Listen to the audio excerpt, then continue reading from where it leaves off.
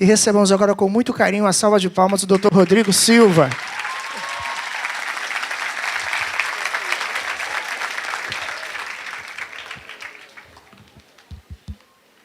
Muito bem, bom dia. Agora, quero cumprimentar a todos que estão assistindo de casa, porque eu sei que está sendo transmitido via internet este momento, e eu fico muito feliz com todos que estão aqui. Só tenho que começar de maneira talvez um pouco chata, fazer uma escusa. Eu vou explicar o que é. Eu estava com o pastor Samuel fazendo as contas ali, e a gente não para. Eu estou vindo de uma viagem, eu estava em Minas, cheguei de Minas ontem à noite, dormi aqui, vou dar essa palestra de manhã, daqui eu já pego um voo para São Paulo e imediatamente para a Nigéria. Então, o que acontece? A gente estava fazendo a conta ali no Waze, se eu saísse agora para o aeroporto, que não tem tanto pique, está dando 1h15, 1h20 mais ou menos. Então, o que acontece? Eu vou pedir desculpas antecipadamente a todos, porque eu até falei com alguns, não, depois a gente no final aí tira uma foto, mas eu vou ter que sair realmente terminando aqui, porque senão eu ainda tenho que passar no hotel, pegar minha mala e ir para o aeroporto, senão eu pego. E se eu perder esse voo doméstico, eu perco o voo internacional depois. Eu peço desculpas por isso, viu, pastor Giovanni? Não é estrelismo nem má vontade, mas eu estava com o pastor Samuel fazendo a conta ali no Waze, e eu sou mineiro. Não sei quantos mineiros há aqui, mas mineiro não perde o trem. Muito menos o avião. Tá certo? Mas eu conto com a compreensão de todos, não é má vontade. Agora, nesse momento, eu gostaria de convidá-los, que vamos estar aqui, para nós termos uma aula de teologia. Eu vi o pastor Giovanni mostrou aqui que tem alunos de teologia, tem pastores evangélicos, pastores adventistas, pessoas que não são pastores, são pais de alunos. Presumo que há católicos, evangélicos, pessoas sem religião, alunos. Então vamos ter agora, nesse momento, uma aula sobre o tema mais importante que poderia ser dito, o tema de Deus. Então já começo, pode colocar já no PowerPoint aí a minha... Qual o tamanho de Deus? Eu sei que essa é uma pergunta que pode parecer até infantil para começar uma aula de teologia. Qual o tamanho de Deus? Essa pergunta ela vai desde a escola sabatina, ou escola dominical, ou catecismo, até os mais altos níveis da filosofia metafísica.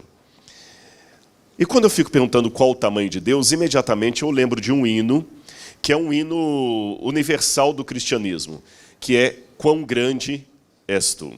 Então, para começarmos de maneira espiritual, porque nós vamos ver bastante a Bíblia, vamos falar sobre filosofia, em alguns momentos a sua cabeça vai sair uma fumacinha, mas não se assuste, é de propósito, tá bom? Depois, no final, queremos terminar de maneira bem espiritual, falando sobre esse importante tema que é Deus.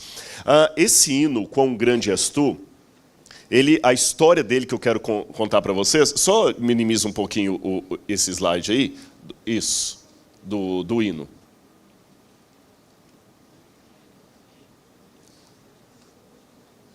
Isso. Ele foi composto originalmente por Karl Boberg, mas composto de que maneira? Na verdade, Karl Boberg ele não fez um hino propriamente dito. O que aconteceu foi o seguinte: ele era sueco e ele se converteu a Deus depois de uma pregação em que ele viu uma grande tempestade, trovão, raio caindo, muito vento, muito vendaval, e ele ficou assustado com aquela tempestade, mas ao mesmo tempo ele viu tanto o poder de Deus através daquilo ali, que ele resolveu fazer, em 1885, depois da conversão dele, um poema baseado na conversão dele. Ele rascunhou, naquela noite mesmo, um poema, falando da conversão dele, como é que ele sentia Deus através dos raios, dos trovões, do vento e da chuva. Depois disso, ele logo que se converteu, ele começou a pregar como pregador leigo nas igrejas. E ele fez um sermão baseado no Salmo 29. E um ano depois, ele melhorou o poema e publicou aquele poema que ele havia feito sobre o poder de Deus em meio à tempestade, à tormenta. E qual foi a surpresa dele quando 2 anos depois, em 1888, quando ele foi pregar numa pequena igreja, os irmãos levantaram, começaram a tocar no órgão uma melodia de um hino folclórico sueco, e quando começaram a cantar, ele se surpreendeu porque a letra que eles estavam cantando era o poema que ele tinha composto. Imagina a alegria. Você compõe um poema sobre o poder de Deus na natureza, na sua conversão. Um dia você vai pregar numa igreja, os irmãos levantam, começam a cantar uma melodia sueca e a letra é justamente aquela que você havia composto. Passando o tempo... Será que não está funcionando aqui o... Oi? Tá ligado, tá ligado. Ok. Aí, aquele ficou muito famoso na Suécia, aquela música sueca com aquele poema, quando foi em 1907, alguém traduziu para o alemão. E começaram a cantar essa música agora em alemão. Depois, em 1912, alguém traduziu para o russo. Aí foi a vez de entrar em cena Stuart Kinney Hine. Stuart Kinney Hine, ele e a esposa dele foram missionários em vários países ali. Na época ainda era antes da União Soviética ali, era os czar, o império do czarismo. E eles começaram a pregar e eles não sabiam muito falar russo. Mas o que eles fizeram? Como eles cantavam muito bem, ele e a esposa, eles ouviram aquela música em russo, que originalmente foi composto em sueco, traduzido para o alemão e traduzido para o russo. Ele e a esposa dele chegavam em praça pública e começavam a cantar em russo a primeira estrofe daquele hino. Aí as pessoas achavam bonito, começavam a chegar ali em volta, e aí eles aproveitavam para pregar a palavra de Deus. Até que em 1940, eles trouxeram esse hino para a Grã-Bretanha. Agora, olha que curioso como é que o hino demorou a ser composto parte por parte. Estamos em 1923, a época em que Kinney, com a esposa dele, faziam o dueto apenas da primeira estrofe em russo. Aí um dia eles estavam pregando numa cidade, eles não tinham onde ficar. E começou uma grande tempestade. E eles se refugiaram na casa de um professor da cidade, que foi o único que deu apoio para os dois ali. Missionário naquela época, não tinha hotel, não tinha onde ficar. Então eles falaram com aquele professor, puxa, obrigado porque você nos abrigou aqui. Ai, não, eu que agradeço, porque agora vocês vão ensinar para mim coisas da Bíblia Sagrada. E em meio àquela tempestade ali, Kinney teve uma ideia. Ele falou, olha, eu só estou cantando a primeira estrofe em russo, eu vou fazer uma estrofe em inglês. E ele com a esposa na janela, agradecendo a Deus pelas almas que se converteram pela pregação deles e vendo o poder de Deus através da tempestade, tiveram a mesma sensação espiritual que Boberg teve anos atrás. E com base nesse sentimento, eles puderam compor a primeira estrofe do hino Quão Grande És Tu, que eu queria convidar vocês a cantarem comigo. A primeira estrofe foi composta, então, em 1923, quando Kinney e a esposa dele tiveram uma experiência em meio à tempestade semelhante à de Boberg anos atrás. Vamos colocar a primeira estrofe?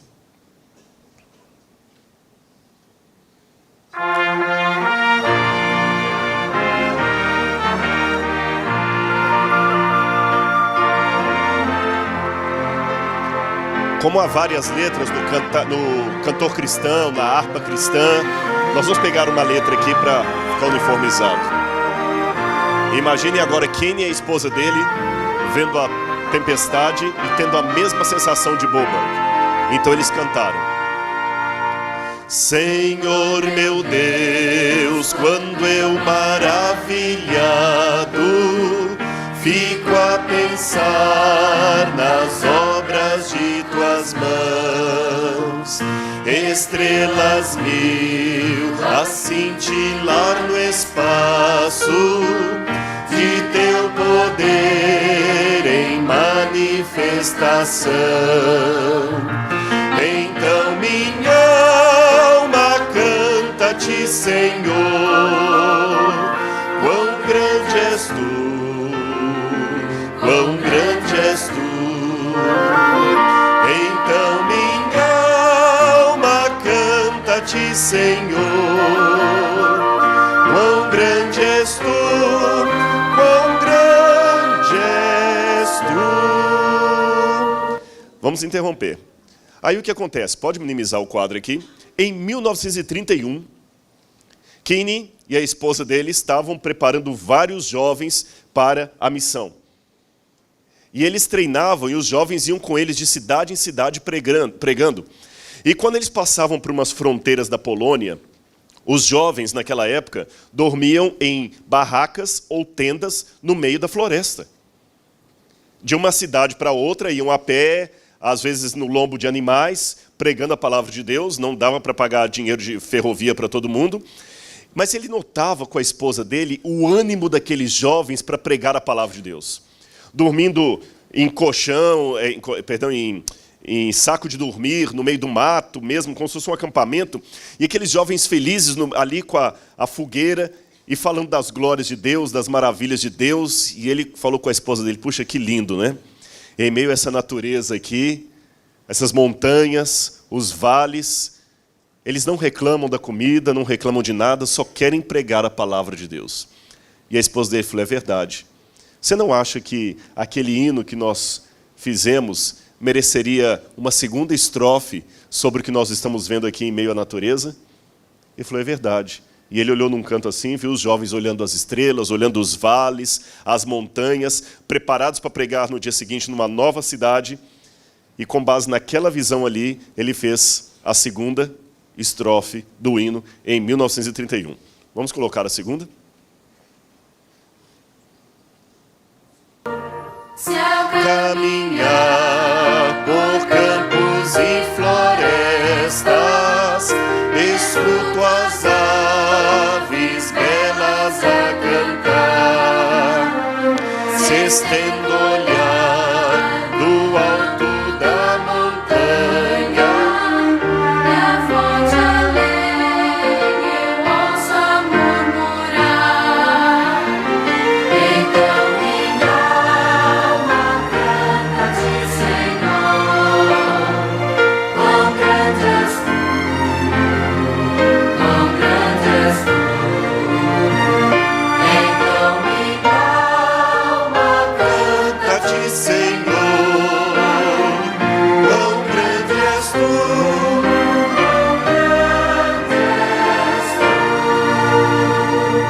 Passou o tempo e novas experiências eles tiveram. Uma que alegrou muito o casal foi quando eles foram visitar uma pequena aldeia, porque eles ouviram que ali já havia uma comunidade de crentes fiéis, estudando a palavra de Deus, e não tinham sido batizados ainda, porque não havia um pastor para fazer o batismo. Então, Kenny e a esposa dele foram lá. E descobriram, para surpresa deles, que a líder daquele pequeno grupo de crentes ali era uma mulher. Era a irmã Ludmila, casada com o senhor Dmitri. Os dois eram camponeses. E, pasmem, a senhora Ludmila era a única que sabia ler naquela aldeia. E ele falou, como é que a senhora aprendeu a ler para pregar a Bíblia para eles? Ela falou o seguinte, eu pedi a Deus inspiração para ler o livro de capa preta. E a senhora aprendeu a ler sozinha na Bíblia? Sozinha. E como é que essa Bíblia apareceu aqui? Ela falou, quando houve a queda do Império dos Czars, um soldado russo correu, porque os soldados deram debandada, né, os que eram fiéis ao czar.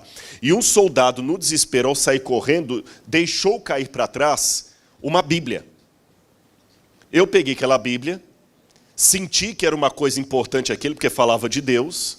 Ninguém na aldeia sabia ler, então eu orei a Deus e pedi a Deus para me ajudar a juntar as letras e aprender a ler. Falei com meu marido, ele orou comigo, eu aprendi a ler, e a única coisa que eu faço agora é abrir a Bíblia, leio, e o Espírito Santo dá as explicações. E ele perguntou, poxa, e qual foi a primeira mensagem da Bíblia que a senhora leu para o auditório? Sabem qual foi? São João 3,16. Porque Deus amou o mundo de tal maneira que deu o seu Filho unigênito para que todo aquele que nele crê não pereça, mas tenha a vida eterna. Que ele ficou tão emocionado que ele, depois do batismo daquele grupo de crentes, ele entrou no quarto, orou a Deus e sentiu a inspiração para fazer a terceira estrofe, que nós vamos cantar agora.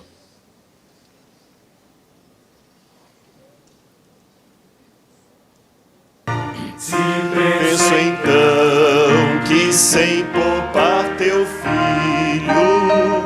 o enviaste para morrer por mim, levando à cruz os meus pecados todos, para eu viver eternamente eternamente assim. Então minha alma canta-te, Senhor, quão grande és tu, quão grande és tu. Então minha alma canta-te, Senhor, quão grande és tu.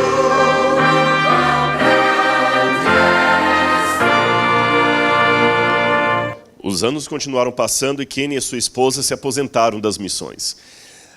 Se aposentaram, mas isso não significa que deixaram de continuar pregando. Eles voltaram para Londres e agora já estávamos no período pós-guerra, 1948. E vocês sabem que com o fim da Segunda Guerra Mundial, o mundo foi dividido em dois eixos: os países comunistas e os capitalistas. E muitos poloneses, pessoas da antiga União, do antigo leste europeu, que agora faziam parte da União Soviética, mesmo algumas pessoas do leste, da parte norte oriental da Alemanha, ficavam na Inglaterra, como refugiados. E eles pediram: Kenny, você que ainda fala um pouco de russo, porque tem muitos lá que só falam russo, falam um pouco de ucraniano também, você não pode ir lá ajudar aquelas pessoas lá? Alguns são convertidos, outros não, mas você é a pessoa ideal para falar com eles de Deus, reforçando a fé ou convertendo aqueles que ainda não conhecem a mensagem. E ele foi com a esposa dele pregar para eles. E ele falou assim: o que vocês mais queriam pedir a Deus? Ele começou o diálogo com eles assim. Um levantou e falou assim: o que a gente mais queria, voltar para casa. Estamos aqui em Londres, no Reino Unido, mas sabe, a língua não é a nossa. A comida não é a nossa, o tempero não é o nosso, a música não é nossa. Nós estamos querendo voltar para casa. Só isso. Se Jesus viesse agora, a gente pediria para nos levar para casa. Então ele aproveitou aquele sentimento para pregar para eles a questão da volta de Cristo e quando ele vai nos levar ao lar. E já idoso, depois de tudo isso, ele compôs então a última estrofe do hino em 1948, que é a que nós vamos cantar agora. Que ao ver Jesus em esplendor e glória, para levar-me ao lar dos filhos seus, mostrar-me-ei em gratidão infinita e exclamarei: quão grande és tu, meu Deus. Então minha alma canta-te, Senhor, quão grande és tu, quão grande és tu. Então minha alma canta-te, Senhor, quão grande és tu.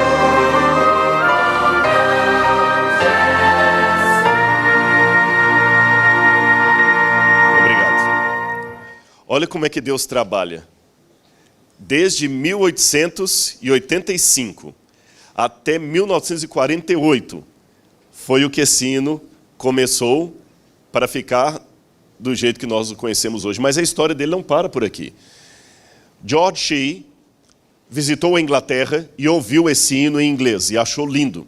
Levou e apresentou para um pregador pouco conhecido chamado Billy Graham. E tornou-se um dos hinos prediletos de Billy Graham nas grandes cruzadas que Billy Graham fazia para os Estados Unidos. E muitas pessoas se converteram na América pelo hino de Billy Graham. Depois o antigo Quarteto Arautos do Rei fez uma versão para ele em português. A harpa cristã também fez, o cantor cristão. A Voz da Profecia, a antiga Voz da Profecia, tinha o programa do pastor Roberto Mendes Rabelo e o quarteto cantava com grande és tu. E na década de 1980, aquele rapaz ali também, na laje de uma casa, contemplando as estrelas, ouvindo a gravação do programa Voz da Profecia sobre as estrelas do céu, ouvia o quarteto cantando com grande és tu e falava: Senhor, ajude-me um dia a pregar essa mensagem. Viu como é que o Espírito de Deus vai soprando? E agora vocês estão aqui recebendo esta mensagem, ou seja, Deus realmente é grandioso. Agora, quando a gente fala quão grande é Deus, por isso que eu comecei dessa maneira assim, um pouco poética, qual é o tamanho de Deus, nós nos esbarramos com uma problemática que os céticos colocam. Essa problemática ela é apresentada por Xenófanes, que ele dizia que se os bois e cavalos tivessem mãos e pudessem pintar e produzir obras de arte semelhante às dos homens, os cavalos pintariam os deuses sob a forma de cavalos e os bois pintariam os deuses sob a forma de bois. O que Xenófanes queria dizer aqui é que essa questão de divindade é apenas uma reprodução da própria humanidade, é uma extensão dos nossos desejos, das nossas inquietações e tudo mais. Isto é verdade em relação à religião grega, que Xenófanes conhecia, mas não pode ser verdade em relação à revelação bíblica, porque ela é a única que trabalha um conceito que você não consegue ver noutra cultura. Monoteísmo mais criação de tudo o que existe. Isso gera uma visão única de Deus. Como assim? Eu vou explicar para vocês.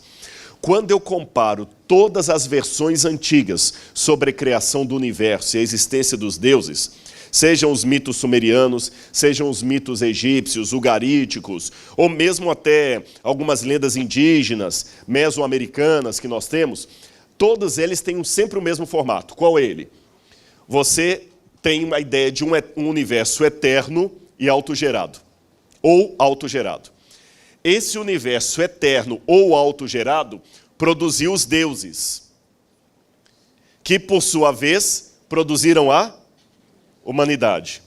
Então, tanto os deuses como a humanidade são filhos de uma força cósmica maior chamada universo. E das duas, uma. Ou o universo sempre existiu, ou ele se autoproduziu. Quando eu vou na Bíblia, a Bíblia vai diametralmente oposta a isso aqui. A Bíblia coloca aqui no princípio Deus, o único Deus. Depois de Deus é que surge o universo, como fruto da criação de Deus. E depois do universo, a humanidade. Perceberam a comparação da Bíblia com os outros mitos? Então, de fato, Xenófanes, quando ele diz que os cavalos e bois produziriam deuses na forma de cavalos e bois, ele está criticando esse sistema aqui. Mas a Bíblia tem um sistema ímpar, um Deus eterno e sem princípio que produziu o universo. Curioso que hoje a teoria da evolução das espécies, principalmente aquela de vertente ateia, ela está sendo, na verdade, um retorno aos mitos pagãos. Porque o que Stephen Hawking dizia antes de morrer? Que o universo se autoproduziu ou que o universo é eterno. É isso que eles estão dizendo. A ideia, mais ou menos, é assim. Vou comparar a versão bíblica com a versão pagã / científica. Na versão bíblica, quando eu vejo um prédio construído, eu imagino um projetista. Alguém que é anterior ao prédio, que sentou, fez uma planta, depois mandou trazer o material e construiu esse prédio. Na versão ateia, não existe projetista, ou o projetista veio depois do prédio e o prédio surgiu sozinho. É isso aí que a ciência está querendo ensinar para muitos jovens hoje, que o universo se autogerou. Como é que o universo pode se autogerar? Deus tem que ser eterno. Eu vou falar um pouquinho sobre esse Deus. Mas você pode falar assim, tá, mas como é que Deus pode se autogerar, Rodrigo? Você não está varrendo para debaixo de Deus aí, essa ideia? Falam que Deus é um mistério. E é interessante que há uma crítica que dizem assim, os cristãos são assim, quando eles não sabem resolver uma coisa, eles falam que é mistério. Mas a ciência não é diferente, meu amigo. Quando você mostra uma coisa diametralmente oposta ao que os cientistas falam, fala assim, não, isso aqui é um mistério. A mesma coisa. Agora, o que a Bíblia quer dizer quando diz que Deus é um mistério? Deus não é incoerente por ser misterioso. Eu vou explicar para vocês o que é mistério. Mistério não quer dizer algo que seja impossível de acontecer. Mistério é apenas algo que a nossa inteligência não compreende ou não alcança. Mistério não é impossível de acontecer. Quando eu falo que Deus é misterioso, é porque Ele está acima daquilo que nós podemos compreender. E a Bíblia é a democratização do mistério. Por que a Bíblia é a democratização do mistério? Porque a Bíblia é o único livro que mostra que Deus não pode ter especialistas nele. Eu tenho um doutorado em teologia, mas eu não sou doutor em Deus. Eu tenho 2 doutorados, um em teologia e outro em arqueologia. Em arqueologia, eu sou um especialista. Em Deus, não. Perceberam a diferença? Na verdade, a única coisa que um doutorado em teologia lhe produz é o seguinte: você tem mais ferramentas técnicas para examinar as línguas originais, o contexto histórico, bíblico, do que uma pessoa leiga. Mas, em termos espirituais, eu sou como você, um crente refletindo sobre a minha fé. Deus não é objeto do meu estudo. É o paganismo, o gnosticismo, que colocava aquela ideia dos iniciados, que tinham um conhecimento secreto que ninguém sabia. Só eles. A Bíblia não. Ninguém sabe nada de Deus, porque Deus está muito acima do que nós podemos compreender. Como eu falei com vocês, era o gnosticismo que partia para a sofisticação do mistério, os iniciados que sabiam sobre Deus. Agora, tá bom, mas vamos voltar à pergunta que gerou toda essa palestra aqui. Quão grande é Deus? Qual o tamanho de Deus? Como eu falei, é uma pergunta que vem desde a escolinha primária, seja escola sabatina, escola dominical, catecismo, até a física, a metafísica. Na escolinha é fácil, a criança fala assim: professora, qual o tamanho de Deus? Aí a professora fala: Deus é muito grande. E como criança trabalha muito com noção de comparações, fala assim: mas grande como? Deus é maior que a minha casa? Sim, Deus é maior do que a sua casa. E maior do que a cidade? Maior do que a cidade. Maior do que o mundo? Maior do que o mundo. E na física, na metafísica também, na filosofia metafísica, também nós nos perguntamos qual o tamanho de Deus. Mas aí a coisa começa a ficar um pouco mais complicada. Será que existe um espaço que caiba Deus? Para pensar um pouquinho. Eu falei que eu vou pedir só um voto de confiança em vocês. Vai sair uma fumacinha, mas fiquem tranquilos que tudo vai terminar bem. Sabe por que vai sair a fumacinha? Porque é bom a gente colocar o exercício físico, só que para o cérebro, tá bem? E confiem em mim que no final vamos terminar de maneira bem espiritual, mas vou insistir na pergunta. Será que existe um espaço que caiba Deus? Sabe por que eu estou colocando isso? É que quando a gente imagina o tamanho de Deus, a gente imagina isso aqui, ó, não é? Isso aqui seria o universo. Embora aqui, na verdade, você tenha uma galáxia desenhada, mas vamos imaginar que ao invés de uma galáxia, fosse o desenho do universo. Então você imagina o universo e Deus. Não é assim que a gente imagina? Se Deus fosse só desse tamanho aqui, ele já seria grandioso. Sabe por que ele seria grandioso? Só para vocês terem uma noção do tamanho do universo. Repito, se Deus fosse isso aqui, ele já seria grandioso. Mas eu acho que Deus ainda é maior do que isso. Por quê que Deus seria grandioso se fosse desse tamanho?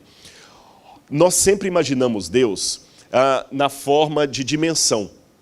Por quê? Porque a nossa mente sempre raciocina de modo dimensional. Lembram as 3 dimensões? Altura, largura, profundidade. Aí veio Einstein e falou que tem uma 4ª dimensão, que nós não conseguimos medir cabalmente, mas ela existe. A 4ª dimensão é o tempo. Só que o próprio Einstein dizia que o tempo, quando nós achamos que medimos, é uma ilusão, porque nós não conseguimos captar o tempo. E que é uma prova que a gente não consegue captar o tempo? Que é uma prova aqui agora? O passado existe? Já passou? Não existe, concordam comigo? Então nós não conseguimos pegar o passado, porque ele já se foi. O futuro existe? Existe? Não, não chegou ainda. E o presente? Não, porque a cada nanosegundo o presente já virou passado. Só no movimento, enquanto eu estou falando e andando para cá, cada presente já virou passado. Eu não capto, então por isso que Einstein dizia que o tempo, como nós concebemos, também é uma ilusão. Então ele falou, existe a 4ª dimensão do tempo. Nós sabemos intelectualmente que o tempo existe, mas não conseguimos pegar o tempo. Nós só conseguimos captar mesmo 3 dimensões. Quais são elas? Altura, largura, profundidade. Os físicos chegam a dizer que existem mais de 11 dimensões. Alguns falam até em 21. Mas nós não conseguimos captar nenhuma delas. Como nós só captamos altura, dimensão e profundidade, quando falamos qual o tamanho de Deus, nós automaticamente pensamos nisso aqui. Um Deus com altura, com dimensão e com profundidade. Mas eu repito, será que existe um espaço que caiba a Deus? Porque se existe um espaço que caiba a Deus, é maior do que Deus. E não tem nada maior do que Ele. Se Deus fosse daquele tamanho da foto ali, ele já seria grande. Olha o tamanho do universo. Só para vocês terem uma noção, qual a velocidade da luz? Tem alunos aqui, vamos ver se vocês estão bons de física. 300 mil quilômetros por segundo. Hoje é difícil ter alguém com relógio de ponteiro aí, né? Tem alguém com relógio de ponteiro no auditório? Difícil, né? Então, ó, tem vários aqui. Ninguém com menos de 18 anos, mas... Enquanto o relógio... Vejam bem, qual a velocidade da luz? 300 mil quilômetros por segundo. Preste atenção. Nessa velocidade, enquanto o relógio faz tic-tac, 1 segundo, dava para rodear a Terra 7 vezes. Eu não precisaria sair tão rápido para ir para o aeroporto. Vou repetir. A velocidade da luz, enquanto o relógio fez 1 segundo, dava para rodear a Terra 7 vezes. Não dá para fazer isso nem com o braço. É rápida a luz ou não é? Mesmo sendo tão rápida, se a luz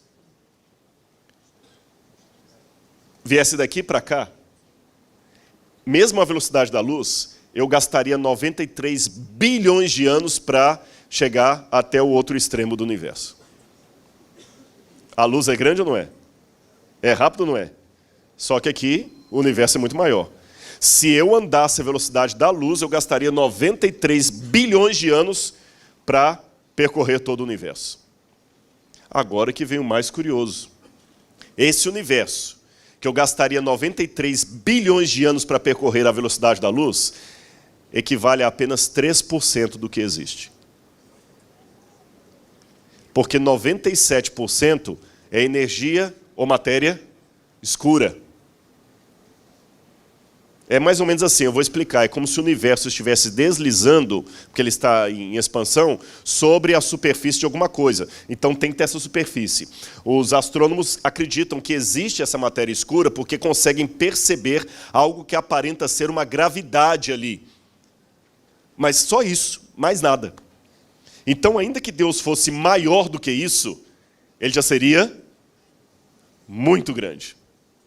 Mas agora eu vou falar com vocês que Deus ainda é muito maior do que o universo, porque não existe um espaço que caiba a Deus. Deus é muito maior do que eu acabei de descrever aqui. Existe uma história, ela é atribuída a Santo Tomás de Aquino, que ele escreveu o livro A Trindade. E conta-se que Santo Tomás de Aquino teve um sonho, quando ele estava escrevendo o livro A Trindade, em que ele estava andando por uma praia, aqui, ó, quando ele viu um menininho com uma concha na mão. Concha, essas conchinhas do mar. Aí ele olhou o menino no sonho, e o menino, lembra, ele estava escrevendo o livro A Trindade, sobre a doutrina de Deus. Aí ele disse que o menino pegou o dedinho assim, enfiou na areia, e veio com a concha d'água, cheia d'água do mar assim, e começou a derramar lá dentro. E ele perguntou assim, o que você está fazendo, menino? Ele falou assim, simples, eu quero com essa concha pegar toda a água do mar e colocar dentro desse buraquinho que eu fiz aqui na areia. Ele falou, mas você nunca vai conseguir com uma concha pegar toda a água do mar e colocar dentro do buraquinho. Ah, eu pensei que dava, porque o senhor está tentando colocar todo o conhecimento de Deus num livro, com uma caneta. Toma. Ou seja, daqui a pouquinho nós vamos ver o que a Bíblia me diz de Deus.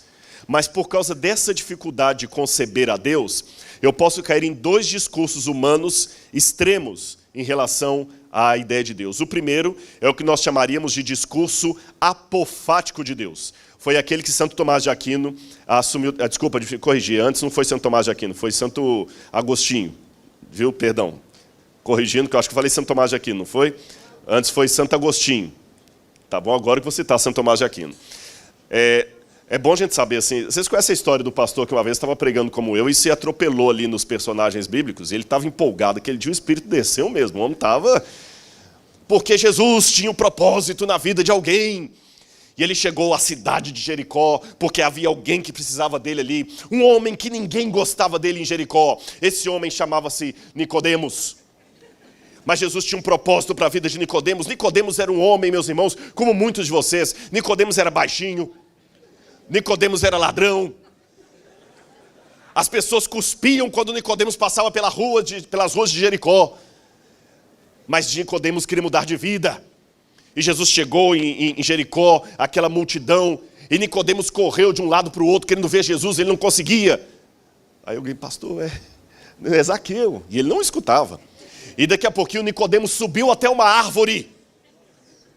E lá de cima esperava Jesus passar. E quando Jesus passou embaixo daquela árvore, olhou para Nicodemos, aí ele recebeu um bilhete. Pastor Zaqueu. Aí Jesus, obrigado, olhou para Nicodemos e falou, Nicodemos, desce porque esse lugar pertence a Zaqueu.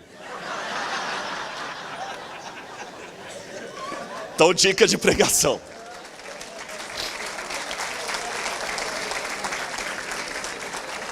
Disto posto, Tomás de Aquino, sai que esse lugar é de Agostinho.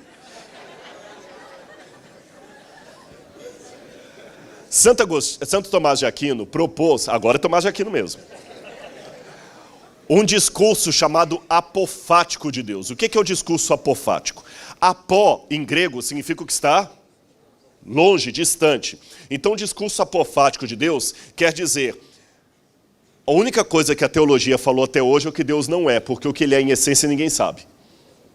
Entenderam o ponto?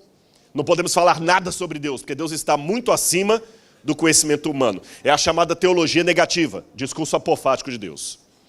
Mas outros, por outro lado, projetam um discurso catafático de Deus. O que é catar em grego? De acordo com ou baixar para pegar alguma coisa. Tanto é que você não fala que vai catar... Vou catar aqui o coquinho. O catafático, ele é outro extremo. Ele descreve Deus de uma maneira assim tão pequena, tão detalhada, que parece realmente que Deus é apenas um objeto de estudo. Aí que vem a ideia de doutor em divindade, doutor em Deus, doutor em espiritualidade. Perceberam isso? Olha, irmãos, deixe-me dizer para vocês, extremismo é sempre um lado da verdade que ficou louco. É isso que é extremismo. É um dado que você pega e só fica naquilo. Deus realmente é grandioso? É. Mas eu não posso colocar que ele é tão grandioso a ponto que eu não possa dizer nada sobre ele. Eu posso dizer coisas sobre Deus. Eu posso dizer coisas sobre Deus, sim. Mas não de maneira tão detalhada que eu descrevo Deus como se ele fosse um objeto. Aí sim, o que Xenófanes falou procede. A gente acaba projetando Deus conforme a nossa própria imagem e semelhança. Vamos abrir a Bíblia em Atos, capítulo 17, versos 24 em diante.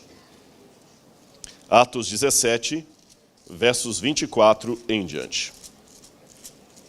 Vamos ver o que o livro de Atos nos diz a respeito de Deus, quando Paulo estava pregando ali na cidade de Atenas. Atos 17, versos 24 em diante. O Deus que fez o mundo e tudo o que nele existe, sendo ele Senhor do céu e da terra, não habita em santuários feitos por mãos humanas. Então, pode continuar com sua Bíblia aberta, ou seu smartphone. Paulo está deixando bem claro aqui que Deus é o Senhor do céu e da terra, e ele não habita em santuários feitos por mãos humanas, nem é servido por mãos humanas como se de alguma coisa precisasse. Pois ele mesmo é quem a todos dá vida, respiração e tudo mais. Ou seja, Deus não precisa de nada. Concordam comigo? Não é isso que a Bíblia está falando? E vai mais. De um só fez toda a raça humana, para habitar sobre toda a face da terra, havendo fixado os tempos previamente estabelecidos e os limites da sua habitação, para buscarem a Deus, se porventura, tateando, o possam achar, bem que não está longe de cada um de nós, pois nele vivemos e nos movemos e existimos, como dizem alguns de vossos poetas, porque dele também somos geração. Sendo, pois, geração de Deus, não devemos pensar que a divindade é semelhante a ouro, a prata, a pedra, trabalhados pela arte e imaginação do homem. Então a Bíblia estabelece bem claro que Deus não pode ser fruto da projeção humana, mas nós humanizamos demais Deus. Isso é um problema às vezes. Mas Deus não encarnou, eu vou chegar nesse ponto daqui a pouquinho. Mas num primeiro momento, quando eu digo nós humanizamos demais a Deus e coloco num tom pejorativo, é que nós acabamos tornando Deus extensão daquilo que nós somos. E muitos pregadores na igreja doutrinam o seguinte: Deus não gosta do que eu não gosto. E Deus aprecia aquilo que eu gosto. Podem olhar. Muitas pessoas, na verdade, usam o púlpito para pegar mais as suas vontades e as colocam na boca de Deus. Então eu tenho aqui 4 possibilidades de ver a Deus.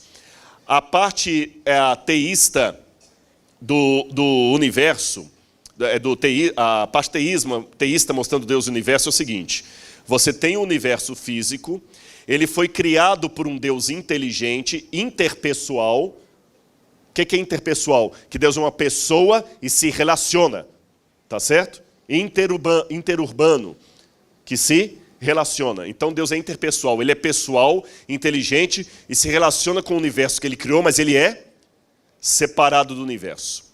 Existe uma outra vertente que é o deísmo. O deísmo acredita que Deus criou o universo, mas o abandonou. Ou possivelmente que Deus até é impessoal, que a gente nem sabe se ele é uma pessoa.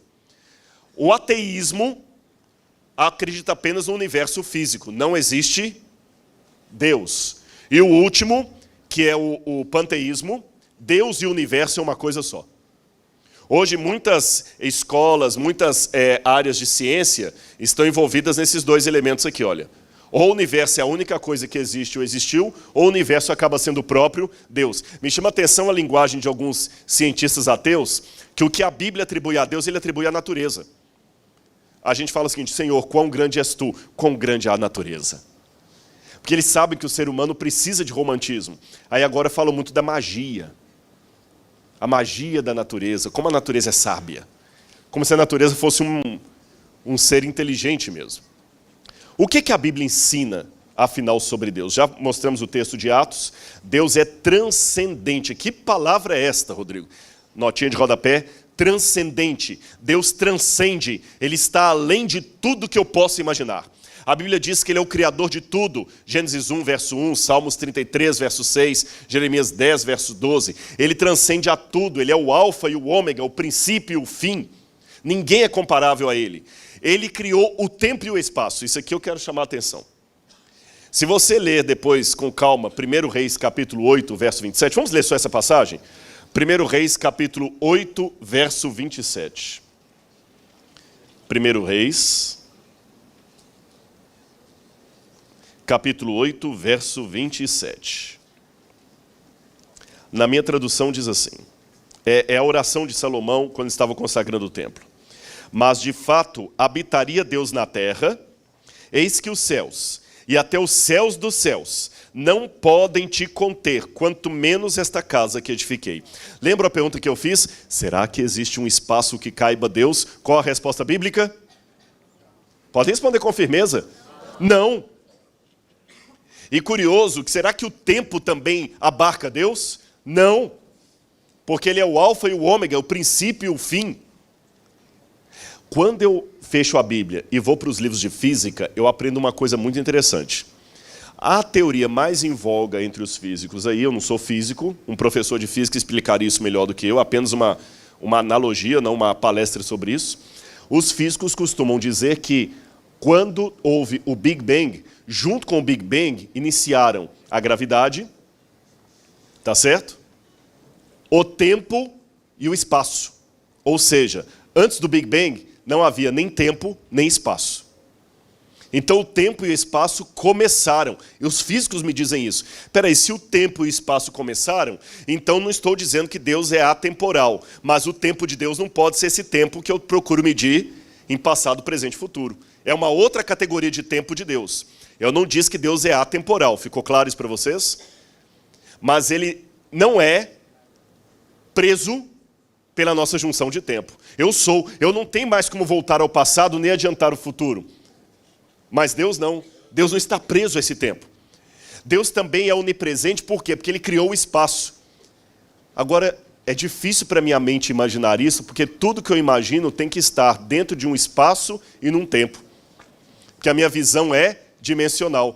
Por isso que eu posso dizer alguma coisa sobre Deus? Deus é tremendo, diz o Salmo. E João capítulo 4, 24, Jesus fala, porque Deus é Espírito. E ele fala, é interessante que a maneira como Cristo fala da divindade, ele fala, antes que Abraão existisse, eu sou. Eu sou. Constantemente ele é. Deus é absolutamente outro. Quando você vai estudar filosofia, e aqui é bom eu colocar isso, eu falei que ia sair a fumacinha, mas por quê? Muita gente pensa, e eu tenho vendo muitos jovens aqui do ensino médio, que daqui a pouquinho podem estar indo para a faculdade, você pode pegar um professor ateu, um professor que vai ridicularizar a religião, querendo provar para você que esse negócio de Bíblia é bobagem, agora você tem que estudar Foucault, você tem que estudar Diderot, esse pessoal todo é análise do discurso e tal. Eu li todos esses autores aí. Até eu tenho um livro que eu acabei de lançar agora, O Ceticismo da Fé, onde eu trabalho com Nietzsche, com todos esses autores, e mostro como é que mesmo a filosofia deles me leva para a crença. Não creio que esteja. Mas é fácil, na internet, se colocar O Ceticismo da Fé, as grandes livrarias do Brasil têm aí, pode comprar até online. Então, o que eu ia dizer? Por que estou dizendo isso para vocês? Para você ver que a doutrina bíblica de Deus é muito profunda, é mais profunda que a filosofia hegeliana. Quando você estuda filosofia metafísica, aprenda uma coisa. Tudo que você vai descrever na Bíblia, na vida, tudo, 100%, tudo que você vai descrever na Bíblia, você só pode falar destas coisas de 3 modos. Não existe 4. Tudo. Você pode falar por univocidade. O que é predicar de alguma coisa por univocidade? Simples. Eu tenho aqui uma árvore. Eu falo, essa aqui é uma pereira. E a pereira é uma árvore frutífera. Aí eu vou para o lado de cá e eu tenho outra árvore. Eu falo, essa aqui é uma macieira. E a macieira é uma árvore frutífera. Frutífera vale de maneira igual, tanto para um elemento quanto para outro. Isso é falar por univocidade. A característica que vale para um, vale igualmente para o outro. Ok, esta é uma maneira que eu tenho de descrever as coisas que existem. Mas eu também posso falar por equivocidade. O que é equivocidade? É o contrário. É quando eu falo para vocês assim, gente, eu chego em casa e eu tenho um cachorro de estimação que é muito esperto. E a menina chega e fala assim, que cachorro do meu namorado esqueceu o meu aniversário ontem. Aí é equivocidade. Cachorro para mim é um animal de 4 patas. Na fala da menina é um animal de 2 pernas. Perceberam? Isso é falar por equivocidade. E a terceira e última forma que eu tenho de falar de alguma coisa é por analogia. É quando você não tem nada que você possa falar que se equipara àquilo, mas também não é o oposto. É uma analogia, uma comparação tímida. Aprenda uma coisa, que é por isso que muita gente tem dificuldade de entender a doutrina de Deus. Eu nunca posso falar de Deus por univocidade. Porque não há nada na natureza que se compare a Deus. Também não posso falar de Deus por equivocidade, porque senão não haveria revelação. Eu só posso falar de Deus por analogia. Nota de rodapé. É por isso que muitos movimentos da cristandade têm dificuldade de entender a Trindade. Porque eles falam o seguinte, como é que 3 pode ser 1, pode ser 3? É porque ele está pensando em Deus. Só que aprenda uma coisa, o 3 da Trindade não é o 3 da matemática. Porque o 3 da matemática eu posso acrescentar 1 e vira 4.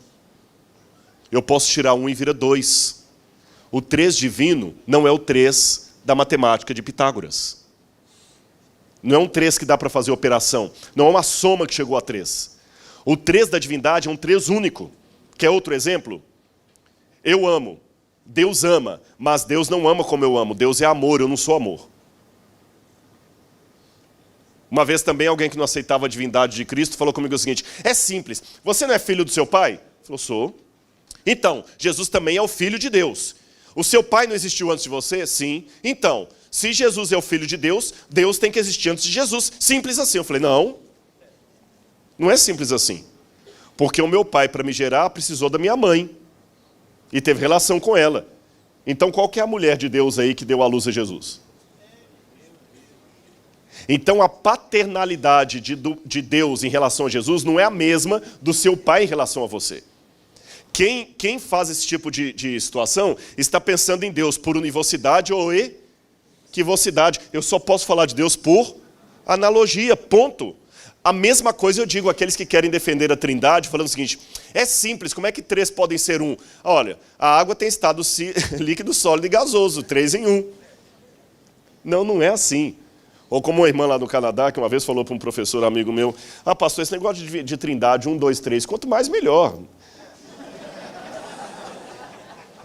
Não é bem por aí. O que mais que a Bíblia me diz sobre Deus? A Bíblia diz que Deus é invisível, incompreensível, incognoscível. Ou seja, você não pode ver Deus, você não pode compreender Deus, você não pode conhecer a Deus. Querem exemplos? Evangelho de João, capítulo 1, verso 18. Evangelho de João, capítulo 1, verso 18. Evangelho de João, capítulo 1, verso 18. Todos viram a Deus. Está certa a leitura? Aí ninguém? Deixa eu ver. É verdade. Ninguém jamais viu a Deus. O Deus unigênito que está no seio do Pai que o revelou. 1 Timóteo, capítulo 1, verso 17. 1 Timóteo, capítulo 1, verso 17. 1 Timóteo, capítulo 1, verso 17. Assim, ao Rei eterno, imortal, invisível, Deus único, honra, glória pelos séculos dos séculos. Invisível. 1 Timóteo 6,16. Olha como é que a carta termina. O único que possui imortalidade, que habita em luz inacessível, a quem homem algum jamais viu, nem é capaz de ver. Mas alguém pode perguntar: mas Rodrigo, vem cá, no Antigo Testamento, Moisés diz que viu a Deus face a face. Panim lepanim, em hebraico. Como é que explica isso? Expressão idiomática. A gente, às vezes, não presta atenção na expressão idiomática da Bíblia.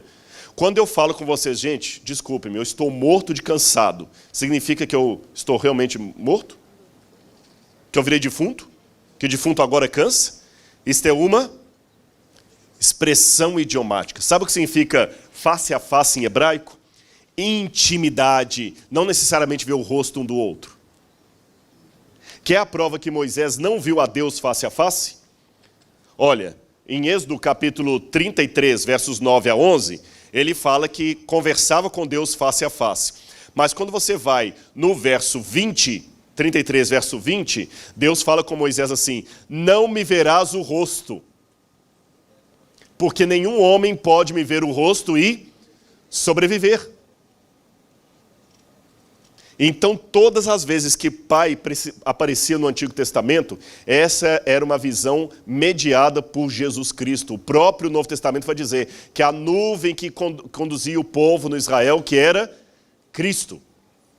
Não posso falar de Deus por univocidade, nem por equivocidade, apenas por analogia. Mas aí eu tenho um problema.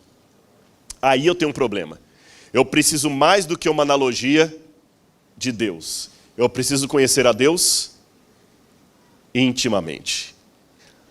João 17, verso 3. A vida eterna é esta: que te conheçam a ti, Deus único e verdadeiro, e a Jesus Cristo, a quem enviaste. Como é que eu posso conhecer a Deus se Deus é incompreensível? Como é que eu posso conhecer a Deus se a água do mar não cabe num buraquinho com toda a concha? Curioso que a Bíblia apresenta Deus aparentemente de maneira contraditória. Aparentemente. Porque ela fala que Deus é transcendente, ou seja, Ele é acima de tudo que existe, mas ela também fala que Ele é imanente. Quer um exemplo? Olha, nós lemos aqui o texto que não existe um espaço que possa conter Deus, nem os céus dos céus podem caber Deus. Lembram disso? Mas a mesma Bíblia fala que Deus habita com o humilde e contrito de coração. Se alguém me amar, guardará a minha palavra, diz Jesus. Eu e meu Pai viremos para ele e faremos nele morada. Mas espera aí, mas se nenhum espaço cabe Deus, como é que ele pode caber no meu coração? A Bíblia fala que ele é espírito, mas fala que ele se fez carne.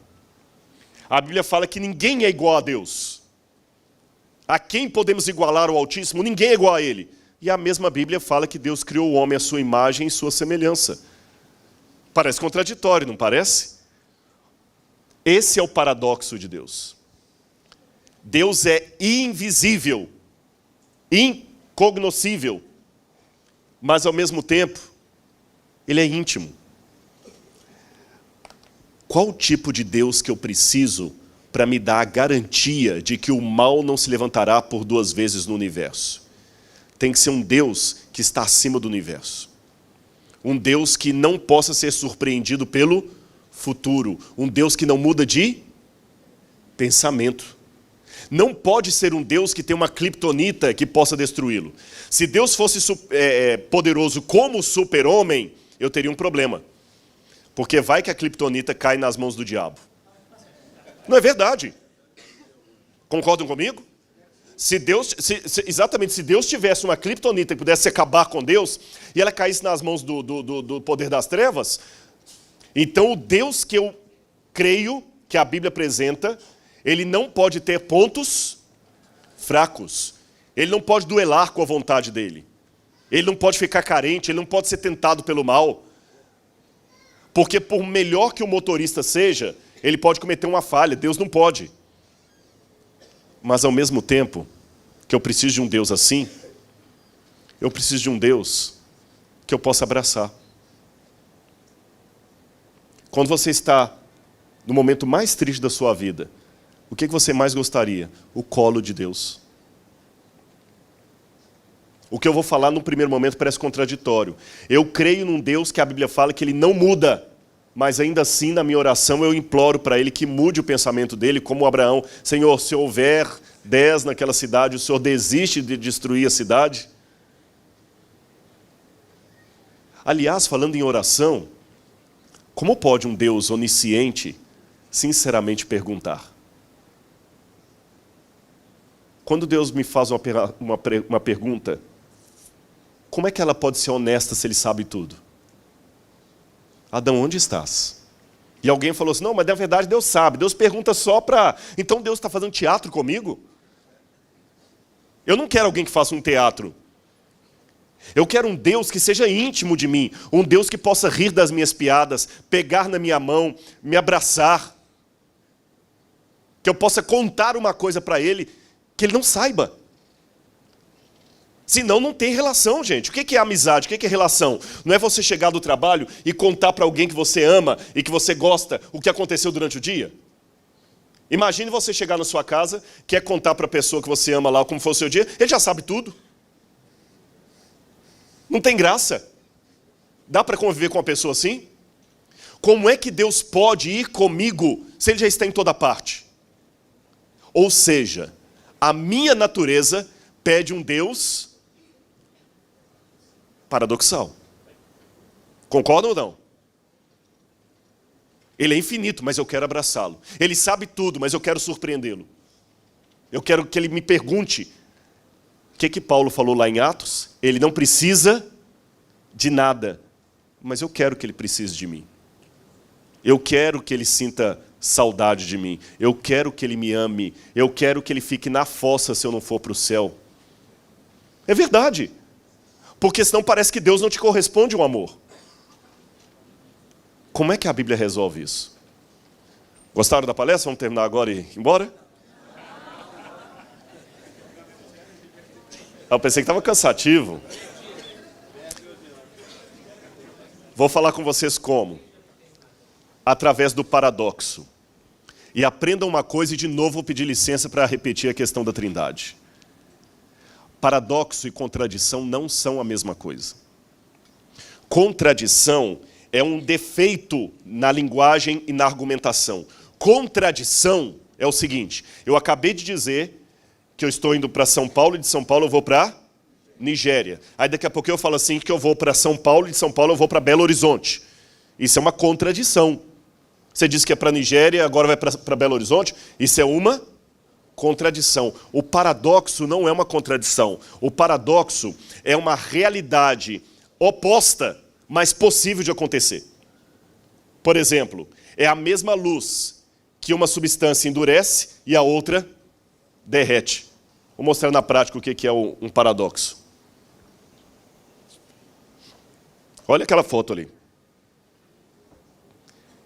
Isso não é uma contradição. Isso é um paradoxo. E eu posso provar para vocês que o paradoxo é lógico. Posso fazer 2 exercícios mentais com vocês? Roda esse slide aí. É uma bailarina. E eu vou perguntar para vocês. Preste atenção se essa bailarina está rodando no sentido horário ou no sentido anti-horário. Tá bem? Ela está rodando para lá ou rodando para cá? Vamos lá, vamos ver. Para que lado a bailarina está rodando? Horário? Quantos acham que ela está rodando em sentido horário? Levante a mão. Quantos acham que ela está em sentido anti-horário? Opa, tem vários que são anti-horário. Ela está indo para lá ou para cá? Os dois? Mudou? Já vou antecipar dizendo que não tem truque. A bailarina não estou mudando o vídeo ali. Ela só está rodando para um lado. Para lá ou para cá? Olha, tem até casal discutindo aí, viu? Vou facilitar a vida de vocês. Eu vou colocar 2 bailarinas, uma de um lado, outra de outro. Mostra o próximo vídeo, por favor. O próximo, isso. Ó, eu vou facilitar, hein? Coloquei até o desenho da perna dela lá. Olha para a bailarina de lá. Olha lá, tá vendo? Essa aqui está acompanhando de lá, não está? Agora olha para cá. Ela está acompanhando qual?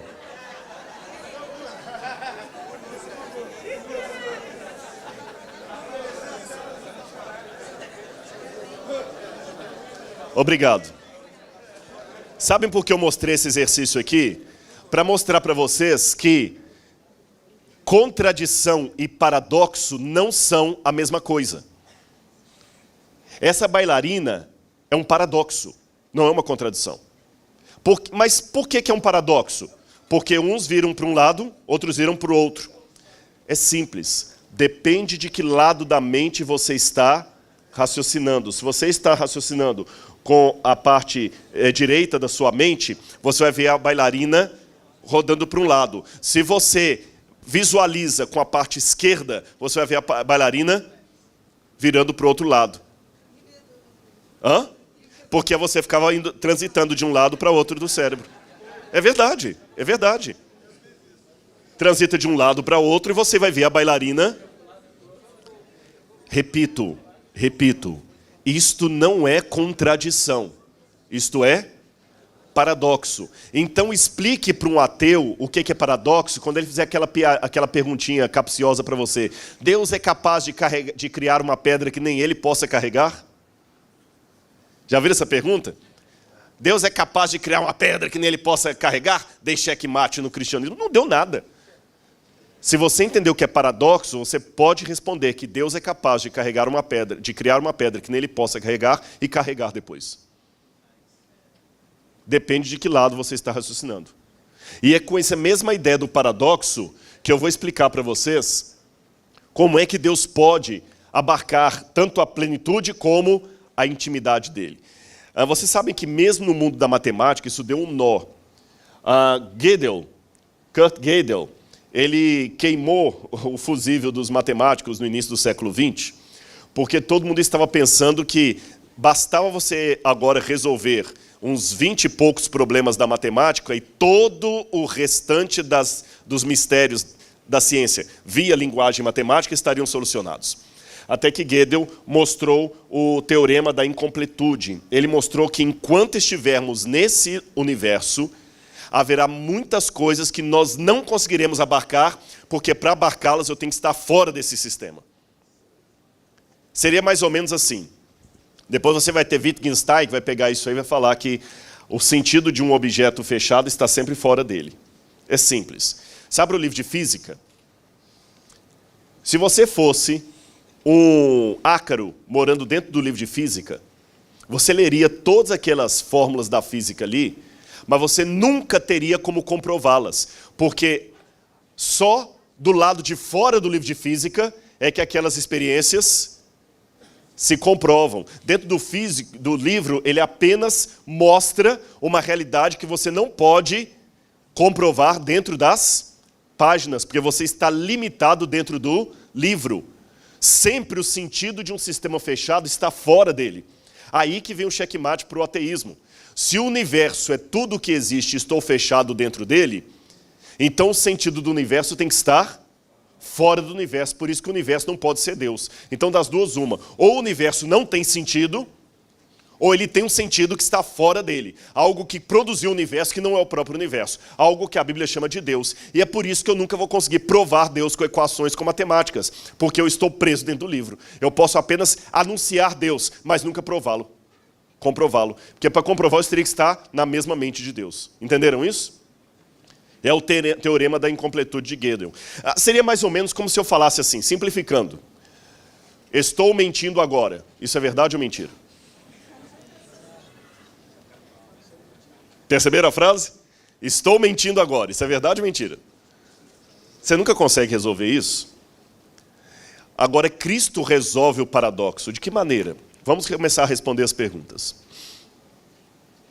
Como pode Deus fazer o homem à sua imagem e semelhança se Deus é inimitável? Se não há ninguém semelhante a Deus. Simples. Vamos abrir em Colossenses, capítulo 2, versos 2 a 3. Colossenses, capítulo 2, versículos 2 a 3. Para que o coração deles seja confortado e vinculado juntamente em amor, e eles tenham toda a riqueza da forte convicção do entendimento para compreenderem plenamente o mistério de Deus, vírgula, quem? Cristo, em quem todos os tesouros da sabedoria e do conhecimento estão ocultos. Então Cristo desvenda o mistério de Deus. E vou mais além. Colossenses capítulo 1, verso 15, vai falar que Cristo é a imagem de Deus. Diz aqui, olha, porque Ele é a imagem do Deus invisível. Cristo é a imagem de Deus. Então, como é que Deus criou o homem à sua imagem conforme a sua semelhança? Porque Cristo já assumiu desde a criação uma forma visual de Deus. Perceberam? Cristo é a revelação da divindade. Por isso que sem Cristo, tem a faculdade de teologia aí, não adianta estudar teologia. Porque nós só conseguimos compreender a divindade através da revelação que Cristo faz da divindade. Você não tem como conhecer a divindade senão através de Cristo. Agora, o curioso é o seguinte, por isso que ele é o Logos de Deus. E por isso que Cristo parece tão pequeno. Porque aí que vem o detalhe. Lutero dizia que os homens usam a máscara para esconder o rosto deles. Deus, ao contrário, usa uma máscara para se revelar. Porque a maneira de Deus se mostrar é se ocultando. Imagina que eu estou falando com você e tem um holofote muito grande aqui atrás de mim. Por mais que você queira me ver, a luz não deixa. Aí o que eu tenho que pedir? Para o pessoal, desliga o holofote um pouquinho, aí você vai poder me ver. Então aí que está. Cristo é Deus com o rosto. Deus de uma maneira compreensível. E quanto custou a Cristo assumir essa forma revelada de Deus? Aí que vem a questão. Eu coloquei de propósito aqui Hebreus capítulo 1, verso 1 em grego, não para mascarar, é porque aqui eu preciso de em grego mesmo. Você conhece o texto em português. Hebreus 1, verso 11 diz... Hebreus 1, verso 1. havendo Deus outrora falado de muitas maneiras aos pais pelos profetas, nos últimos dias nos falou pelo Filho. Mesmo quem não sabe grego pode perceber que o que está escrito aqui é igualzinho de baixo, só que está faltando uma parte aqui que eu coloquei em interrogação. Polímeros kai polítropos, de muitas maneiras e de muitas formas, aos antigos, palai, roteus, lalessas, Deus falou, tois, patracin, falou aos pais, em tois, profetais, através dos profetas. Ep reals tu, ton remeron, nos últimos dias, tuton elalesen rimim, nos últimos dias, porém, falou a nós en ruio, no Filho. O que você percebe no original grego? Deus falou aos pais por meio dos profetas. Mas nos últimos dias nos falou no Filho, não por meio do Filho. A diferença é que Cristo não é um profeta inspirado por Deus. Cristo é Deus falando em forma filial, em forma humana. Percebeu? E aqui que é o mais lindo, porque por mais que eu disse para vocês no início dessa palestra, que eu só posso falar de Deus por analogia, eu preciso mais do que uma analogia de Deus. Eu preciso de um conhecimento íntimo e pessoal de Deus. Portanto, Cristo, ele é a encarnação de Deus em forma humana. E como que o que eu saberia de Deus sem Cristo? A mesma coisa que eu saberia de um quadro anônimo. O máximo que eu posso falar desse quadro é que o pintor pinta bem, que ele sabe usar bem os matizes, que ele tem noção de profundidade, mas não dá para falar sem conhecer a assinatura e a história do autor, se quem pintou aquele quadro é um sujeito que poderia deixar com as crianças ou seria um pedófilo. Porque loucos também produzem obra de arte. Hitler era pintor, vegetariano e gostava de cachorro. Eu não sei, há controvérsias, viu? Perceberam? Um psicopata preso no corredor da morte, numa prisão americana, consegue produzir até um poema. Então, apenas um quadro pintado sem uma assinatura não me diz muita coisa. Cristo é não apenas a assinatura do autor, mas a história do autor. Cristo é a história de Deus. Tá certo? A natureza revela as obras de Deus, mas ela não conta a história de Deus. Em Cristo eu conto a história de Deus. Por isso que, ao contrário do que alguns pensam, eu não vou ficar alienado como uma mariposa rodando ao redor da luz, pensando que a luz está ali por conta dela. Cristo me mostra que realmente tem um propósito na minha vida. Agora, quanto custou? Bem, já que eu falei de quadro, um bom artista precisa ser vulnerável para transmitir sensibilidade através da sua arte. Se não somos vulneráveis, não podemos ser heróis. Então, o que Deus fez? Deus assumiu uma vulnerabilidade. Qual é? Ele pode ser rejeitado. E depois que pecamos, ele assumiu a nossa natureza. Aqui eu faço uma teologia um pouco diferente da de Calvino. Eu acredito que a graça de Deus pode ser rejeitada. É a minha visão. Eu acredito que Deus não tem pontos fracos, mas ele assumiu uma vulnerabilidade quando ele criou um ser humano livre, porque nós podemos rejeitá-lo. E vou mais. Como pode um Deus eterno sinceramente morrer? Porque aqui eu tenho um problema. Se eu falar que Cristo morreu de verdade, eu falo que Deus pode morrer. Se eu falo que Cristo morreu de mentirinha, então não teve sacrifício na cruz do Calvário. A parte divina de Cristo não podia morrer. O que morreu na cruz foi a parte humana de Jesus. Mas isto custou um preço para ele. Sabe qual é o preço? Olha todo mundo para mim aqui. Imagine que eu tivesse agora um carro bem chique. Pastor Samuel, um Porsche. O último modelo, um carro aí de $200 mil pelo menos. $300 mil, um Porsche. E vocês vêm andando aqui nas ruas de Itaboraí, todo chique com meu Porsche, aquela coisa toda e tal. Vai perder na esquina, né? Mas na minha imaginação... Bom, se é possível imaginar um pastor adventista dirigindo um Porsche, é possível imaginar Itaboraí sem assalto. Se é possível o primeiro, é possível o segundo. É um paradoxo. Aí um belo dia, você me vê andando com um aluno do colégio aqui, a pé, num sol quente. E você vai me ver andando a pé.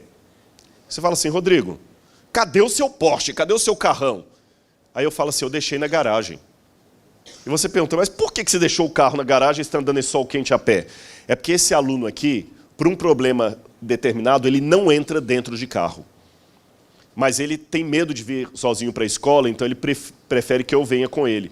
O único jeito que eu tenho de vir com ele para a escola, andando a pé.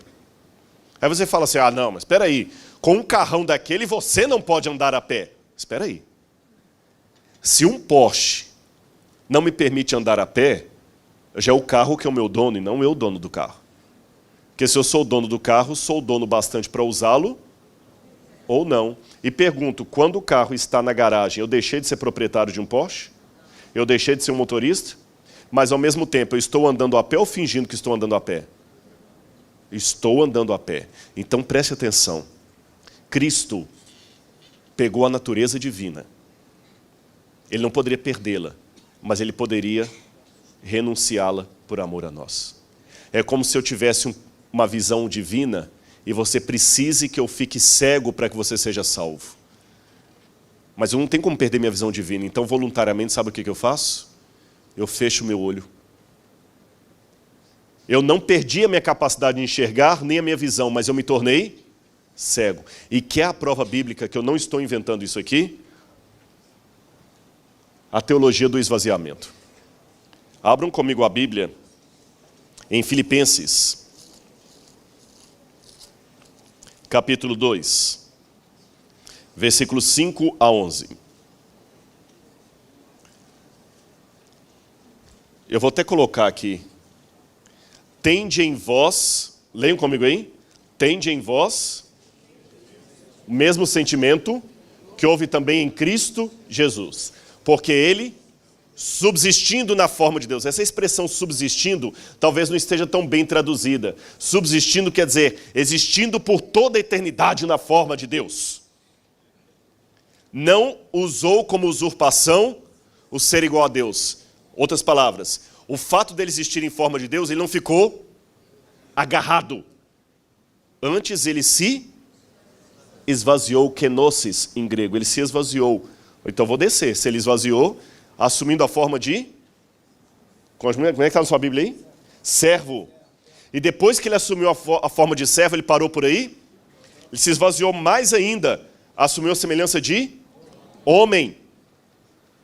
E depois que ele assumiu a semelhança de homem, ele esvaziou mais ainda. O que fala a Bíblia? Humilhou-se a si mesmo a ponto de morrer morte e morte de cruz. E o que aconteceu depois? Olha lá o movimento descendente, olha lá, olha. Ele existia divinamente como Deus, ele é Deus, mas ele foi se humilhando, se esvaziando, até assumir a morte e morte de cruz. Depois que ele assumiu a morte de cruz, o que continua dizendo a Bíblia? Um pouquinho. Deus o exaltou sobremaneira. Então ele subiu o degrau. Para quê? Para que ao nome de Jesus se dobre todo joelho, no céu, na terra e debaixo da terra. Deus deu um nome acima de todo nome. Mas espera um pouco. Eu admito que essa leitura pode ter um problema para quem não aceita a divindade de Cristo. Sabe qual?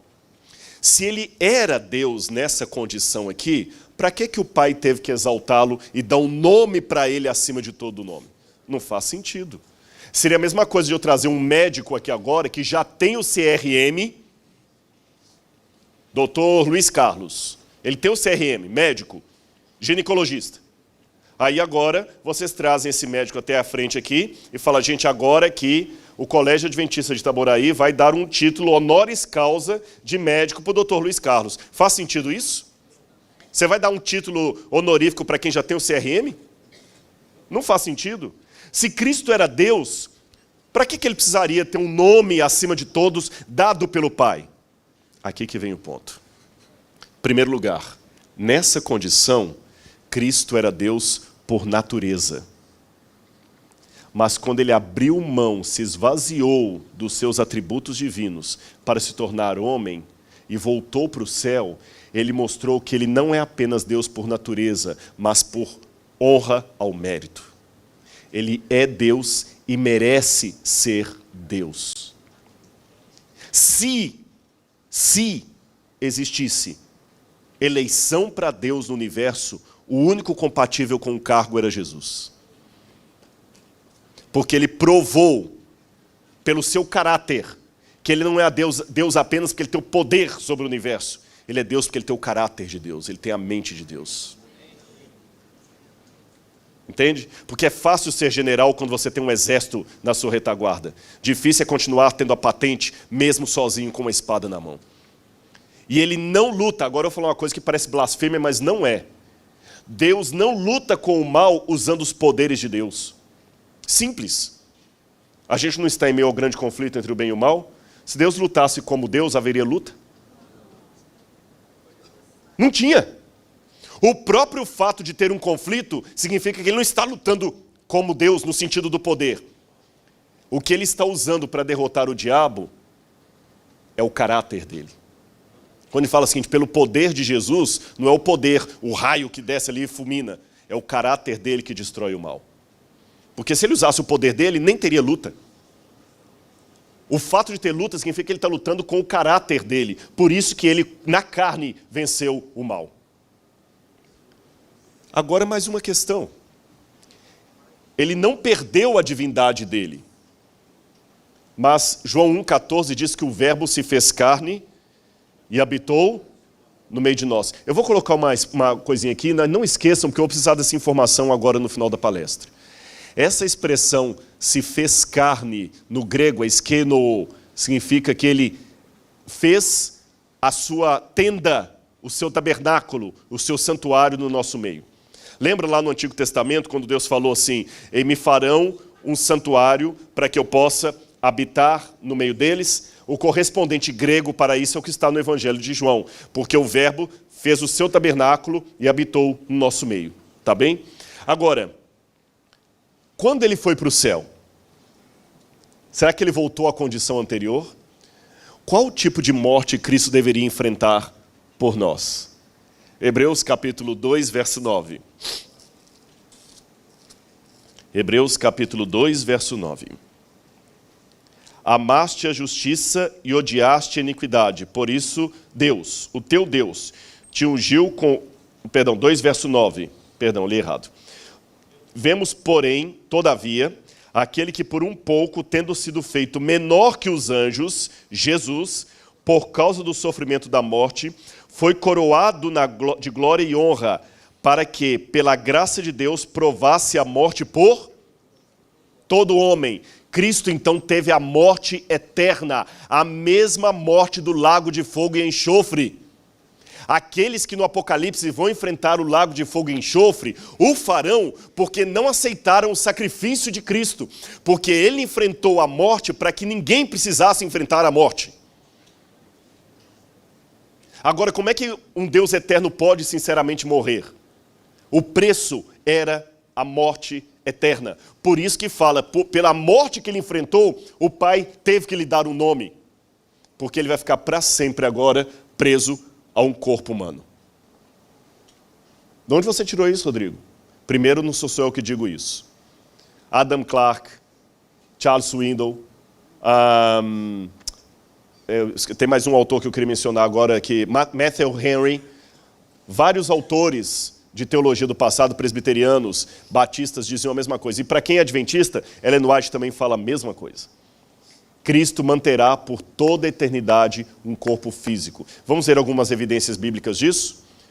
Olha, Hebreus capítulo 10, versos 5 a 7. Hebreus 10, versos 5 a 7.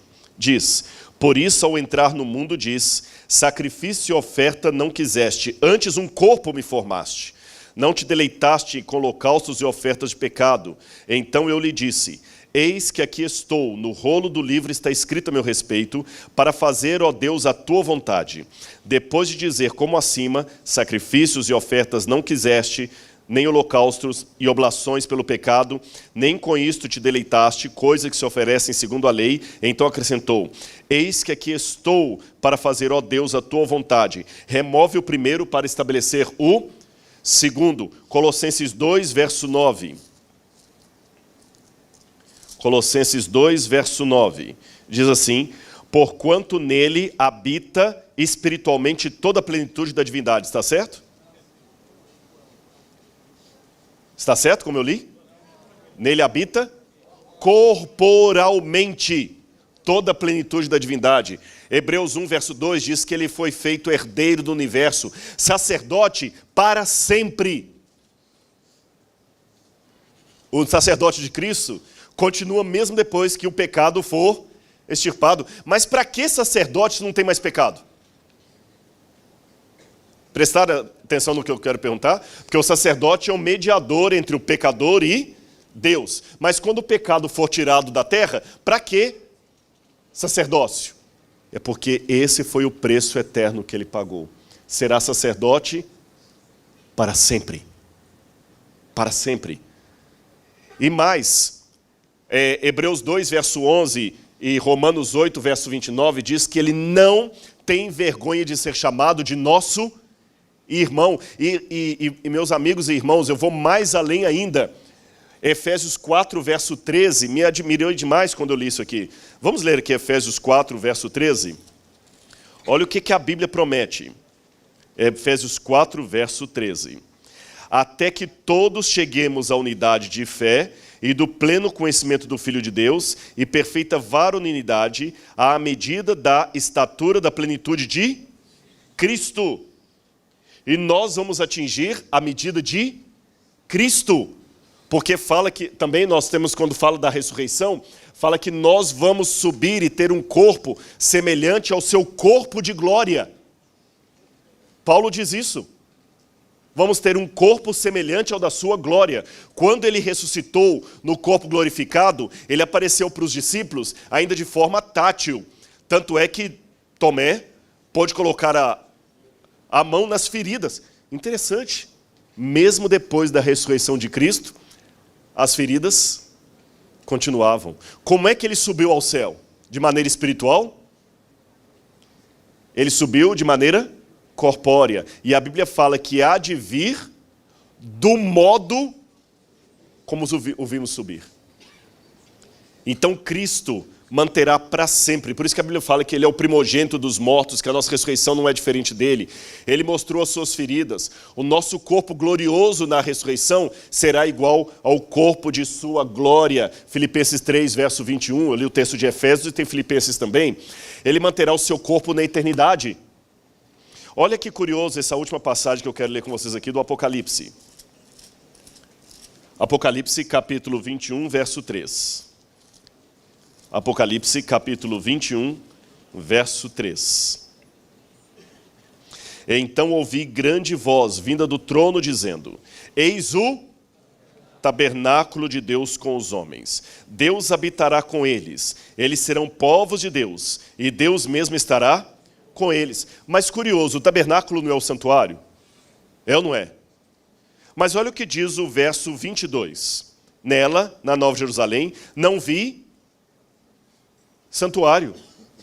Mas, se esse é o tabernáculo de Deus com os homens, como é que João fala que não viu santuário no céu? Mas olha a continuação. Nela não vi santuário, porque o seu santuário é o Senhor Deus Todo-Poderoso e o Cordeiro. Lembra que eu falei que vocês guardem essa informação que eu vou precisar dela? João 1, verso 14. E o verbo se fez carne e habitou no meio de nós. Qual será o tabernáculo de Deus com os homens na ressurreição? Porque Cristo vai continuar ali com o tabernáculo dele, que é justamente, segundo o Evangelho de João, o corpo físico dele.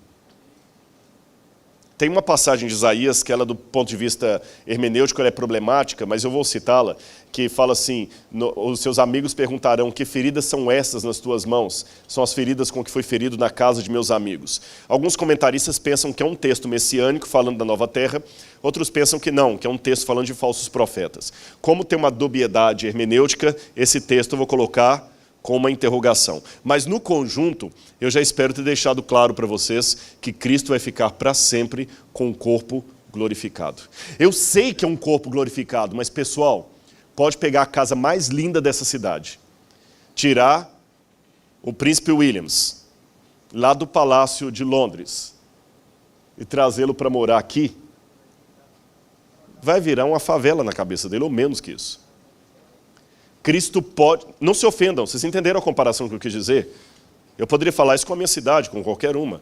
Quem mora num palácio pode ser a casa mais linda aqui, para ele é ridícula. Para quem tem a plenitude de Deus, ficar por toda a eternidade retido a um corpo humano glorificado, semelhante ao nosso, é o preço de muito amor. Aí que eu entendo a vocês, quão grande é Deus, olha para Jesus e eu vou te dizer, porque já que eu não posso mensurar a Deus de maneira dimensional, porque não é questão de largura, espaço e profundidade, mas eu posso mensurar a Deus em termos de caráter. E quando me dizem qual o tamanho de Deus, eu falo, olha para Jesus. Quando na teologia me diziam, Deus nunca teve começo nem terá fim, eu não entendia Deus. Quando falavam comigo, Deus é 3 e 1 ao mesmo tempo, eu não entendia Deus. Quando diziam, Deus é todo poderoso, todo onipresente, todo onisciente, eu não entendia Deus. Quando me disseram, Ele se fez carne e habitou no meio de nós, eu comecei a entender Deus. E por mais paradoxal que seja, não contraditório, embora a teologia não tenha Deus como objeto de estudo, eu não sou especialista em Deus, mas ao mesmo tempo eu posso dizer, não sou especialista em Deus, mas o conheço intimamente, porque eu conheço Jesus. Ele é infinito, mas eu posso abraçá-lo. Ele está em toda parte, mas Ele vai comigo onde eu precisar ir. Ele sabe tudo, mas Ele me faz perguntas honestas, porque Ele põe o carro na garagem e anda a pé comigo. Ele não perde a onisciência dele, mas Ele segura a onisciência lá e faz uma pergunta honesta. Meu filho, o que você quer que eu te faça? Ele sente falta de mim, Ele é apaixonado por mim. E por isso que outra coisa eu não tenho, senão render minha vida a Ele a todos os dias. E é por isso que existe a Escola Adventista, por isso que nós estamos aqui, agradeço a confiança de todos vocês nessa escola, por isso que aqui nós temos aula de religião sim, não para doutrinar crianças no sentido de uma única religião, mas para mostrar Deus. E o dia que nós não pudermos mostrar Deus na sala de aula, essa escola, ou ela fecha as portas, ou eu não falo, eu não serei mais representante dela. E você, todos os dias, entregue a sua vida a Deus. E através de Cristo, você perceberá que Deus é tão real, que quase dá para tocá-lo. Muito obrigado, que Deus abençoe a vida de vocês.